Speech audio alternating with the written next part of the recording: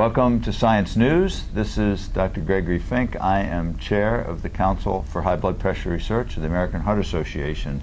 And we're here in New Orleans for the annual Fall Scientific Conference of the Council.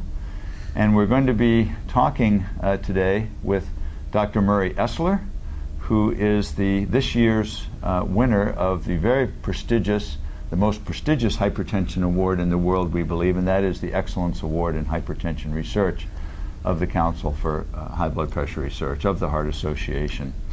I really want to begin our conversation, Murry, with hearing a little bit about your background, how you as a cardiologist became a famous researcher in the field of the human autonomic nervous system. Can you give us a little bit of background on that?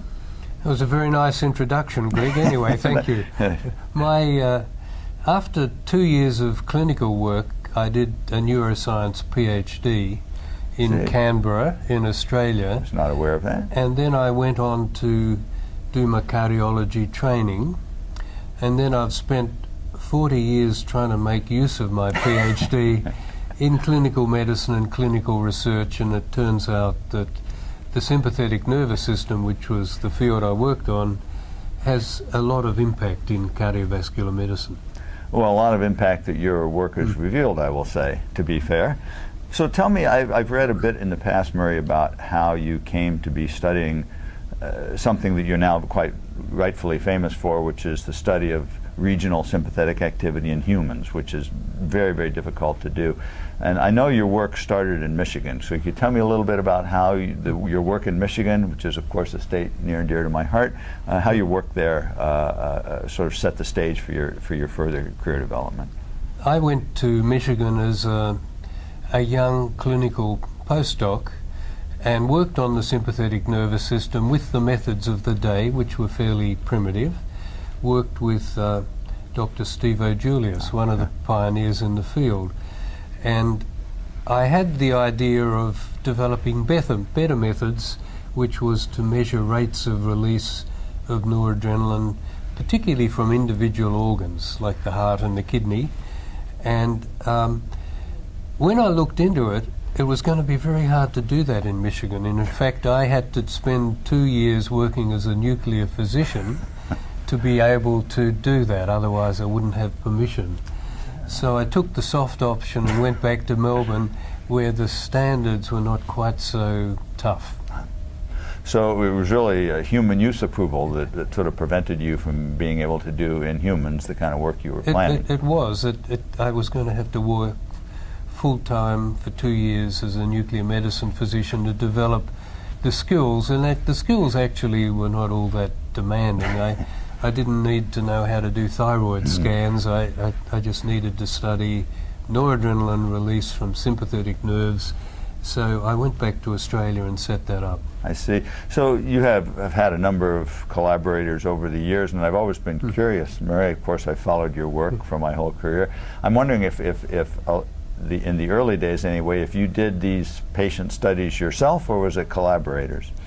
I've always had collaborators, but I worked as a hypertension doctor, even though I was a cardiologist. That was my main clinical specialty. And in the early days, my principal collaborator was Dr. Gary Jennings, who's now the director of the institute where I've worked for 35 years. Yes, and here at the meeting? He's here attending the meeting, and so Gary and I worked on this together, and the trick involved putting sampling catheters in coronary sinus, hepatic vein, renal vein, and actually in the early days I had collaborators who were radiologists, interventional radiologists, who were making some of these measurements. In the old days we had a catheter in the renal vein for renal vein, a catheter in the renal vein to do renal vein renans, which was part of diagnostic practice, and radiologists did that for me. So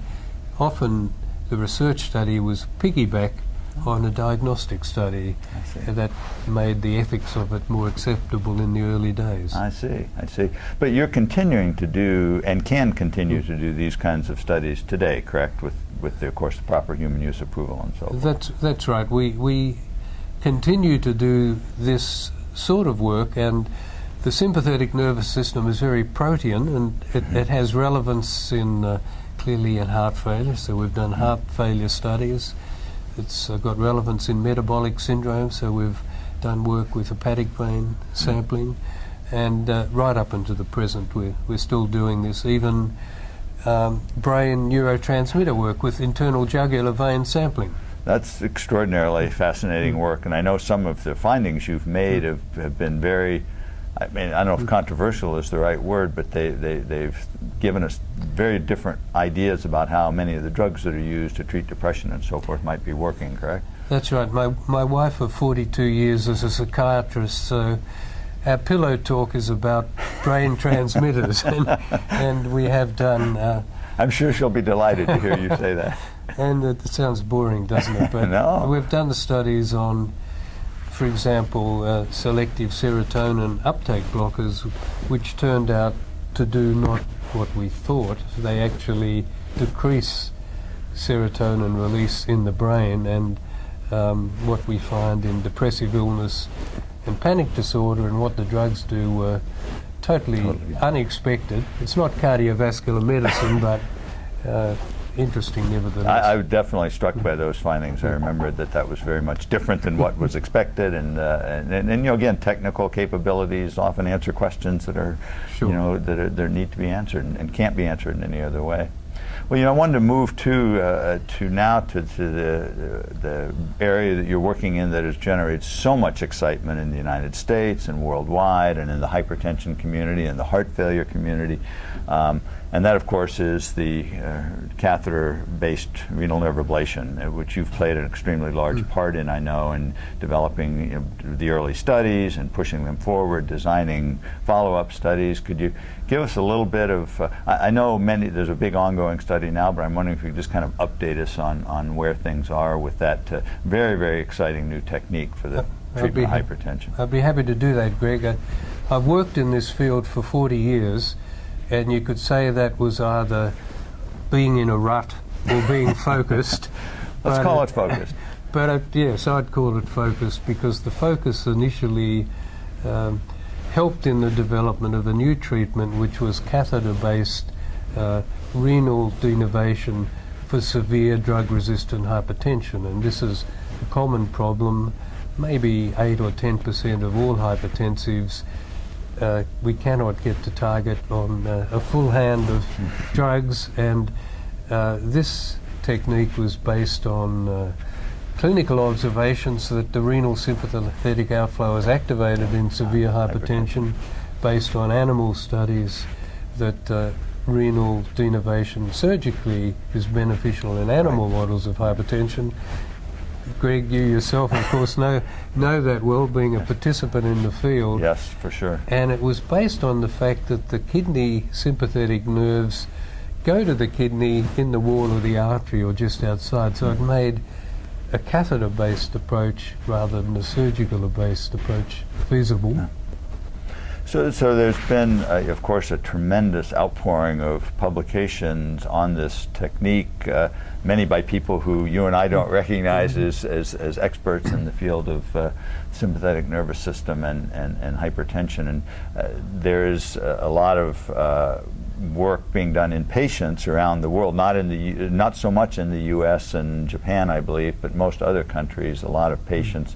What do you think about one of the controversial aspects of this? I think in my view, it's proven that this technique works in patients with resistant hypertension, as you've spoken of, and I know now there's a lot of interest in applying it to other types of patient conditions as well, perhaps more mild hypertension or heart failure or metabolic disease or renal disease. What's your thinking on that? Is that going to be a fruitful avenue of approach? Yeah, I think I would like to target on core business, which is resistant hypertension. Beyond that, I think renal hypertension will be a really good target, and we have pilot studies in renal hypertension and in fact end-stage renal disease, and the rationale is so strong because sympathetic tone is very high in those conditions. Will it be able to cure hypertension? I'm less optimistic about that, and there are those that will push that agenda, and but that was my dream as a young man 40 years ago. Of course. But I'm still hoping, but I'm not confident about that one. It must have been extremely gratifying to you, though, Murry, as it was probably to Dr. DeBona, who spoke yesterday morning at this meeting, to see the data that you generated in humans and much of the data done in animals that Dr. DeBona generated, to see that suddenly become impactful in the treatment of hypertension in humans. And even though we're saying maybe 10% resistant hypertension, that's still millions of people with hypertension, and opportunity to be able to treat them in a way that perhaps will reduce their drug use or make them less dependent on drugs to control their blood pressure. I mean, it had to be an extremely satisfying event for you when you first saw those data rolling off those early trials, was it not? That's certainly true. Studying the sympathetic nervous system at certain times has been a lonely place to be. And at many American Heart meetings, I've presented my results to audiences of 5 or 6, 2 of whom were my technicians and 1 of whom was my wife. But that's all changed. Absolutely. And, but that's just sort of personal satisfaction. But there's the satisfaction I have as a clinician scientist that I really do believe we now have an effective treatment for a group of patients who could not be effectively treated, and their blood pressure was so severe they were really looking down the barrel at a stroke or hypertension, a stroke or heart attack. Heart attack. And I think it's a different era for them now. I'm going to ask you one more question, Murry, because I'm always interested in this, and you often refer to this situation when you give talks that I've heard, and that is one of the very first patients that you had who had a catheter-based renal, a woman, I believe, who knew that she was an experimental subject, obviously, but was, I think, was even willing to let it be known who she was, and she was one of the very first, I believe. So I'm just curious as to whether you're still seeing this woman and how she's doing. That's right, that lady, and she certainly wouldn't mind me mentioning her name, because when I prepared a slide of her results, she said, "Well, doctor, I'm a pioneer and I want my name on that slide." So good for her. Mrs. Lander is still under my care 6 years on, and she was on 8 tablets and her blood pressure was 180, 200, and now her blood pressure is about 140. She's still on 3 or 4 tablets, so she's not cured, and she feels so much better. Not just relief of anxiety, the threat hanging over her head, but renal denervation, as has been shown, affects quality of life and to some extent anxiety levels. It's a fascinating observation that could have only really been made in human subjects, and so that's I think holds a great deal of promise, even beyond the field of hypertension. Murry, thanks so much for being willing to meet with us and talk about your past and your present, and of course we're hoping for a lot more actually in the future.